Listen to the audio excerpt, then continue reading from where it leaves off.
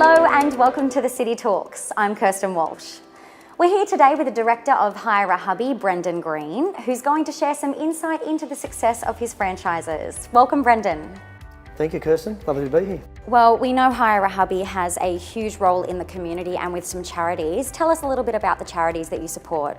Hire A Hubby, because of the age of our franchisees, we are unfortunately, a lot of us in that at-risk category age group for prostate cancer. Back in 2010, it was the second year in a row at our annual conference that we had a phone call from one of our franchisees saying that he couldn't make it because he'd been diagnosed with the disease and he was starting treatment.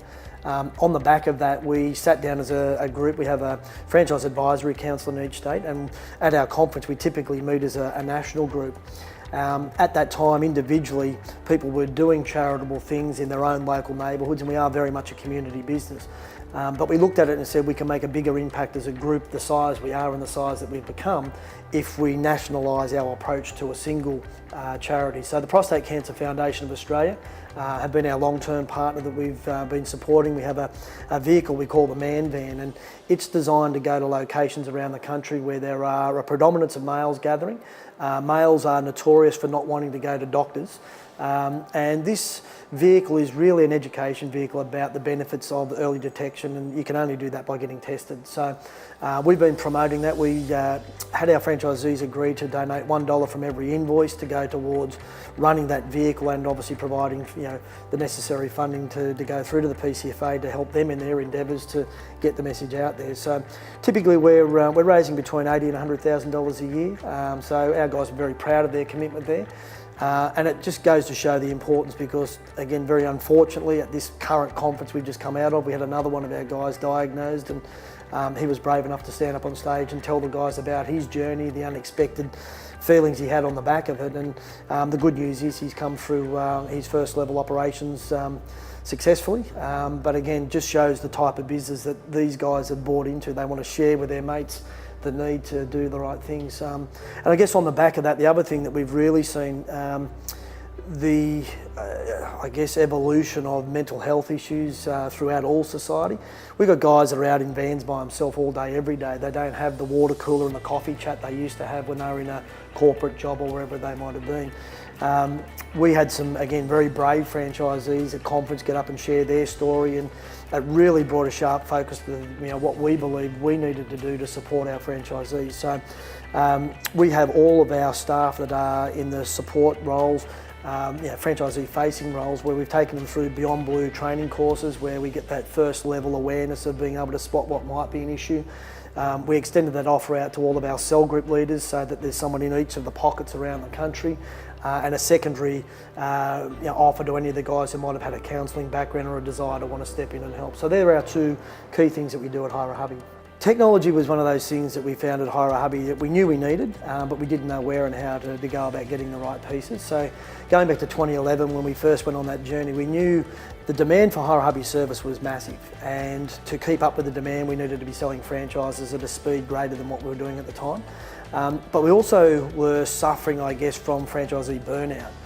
So what we didn't want was a situation where as quick as we recruited one, we were losing another to becoming a victim of his own success. And typically what that is in a business like Hire A Hubby, if you do a good job for the customer at a sensible price, clean up after yourself and you're polite, they'll call you back, they'll tell their friends.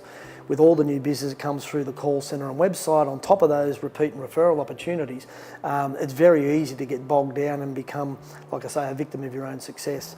So we needed a job management system to help us understand, we'd give a franchisee 20 leads in the month and we'd get a P&L that told us the financial outcome, but we had no idea what was happening in the middle in terms of operational performance to drive those financial outcomes. So we went to market and we looked for the appropriate CRM and job management system, but at the time there were no really established job management systems, and we made the decision to partner with Salesforce, and we actually built out a somewhat bespoke CRM which had a franchising flavour built into it, and we created on the same platform a job management piece for our franchisees. That instantly gave us much greater visibility into how they were trading, and it led to the increased financial performance we shared with you before.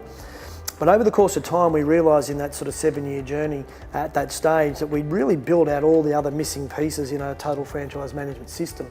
I belong to the Franchise Council as a member, and Franchise Council of Australia support a thing called the CEO Stream Group, and having joined that organisation and sharing war stories with other CEO peers, technology was one of those things that kept coming up, and franchisors were investing, in a lot of cases, 7 figures on basically recreating the same thing time and time again. At the end of the day, we provide handyman solutions, and others might provide a courier service, a travel service, or whatever it might be. But ultimately, all the pieces before that are common to all of us.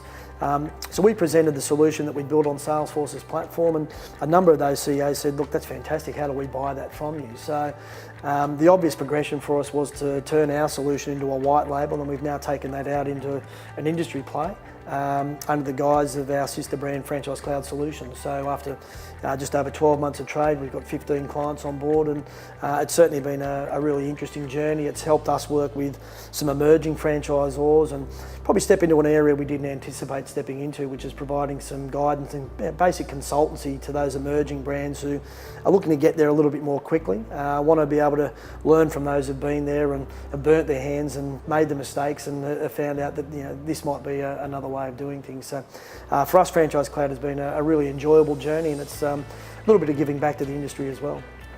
It's incredible, well done. Thank you. Well, Brendan, that was some great insight onto Hire A Hubby and Franchise Cloud Solutions. Thank you so much for joining us. Thank you, Kirsten. It's been a pleasure being here. If you're interested in learning more about becoming a franchisee at Hire A Hubby, visit hireahubby.com.au.